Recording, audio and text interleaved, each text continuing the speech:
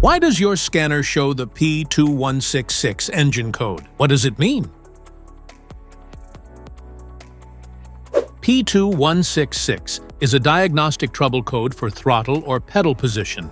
Sensor D. Maximum stop performance.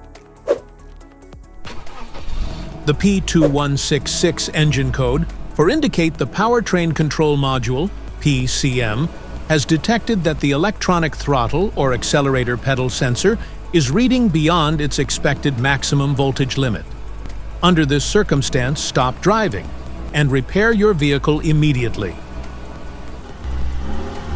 So, what causes this imbalance? Here are the most common culprits. This error can be caused by these possible faults in your vehicle. Faulty throttle position sensor. Damaged wiring or connectors. Mechanical interference in throttle body. Poor sensor grounds. Malfunctioning throttle actuator motor. Each DTC code corresponds to a specific issue in your vehicle. This error code occurs in any OBD2-equipped vehicles, especially in those manufactured since 1996, and it is commonly found in vehicles like Jeep, Dodge, Chrysler, Toyota, and Ford.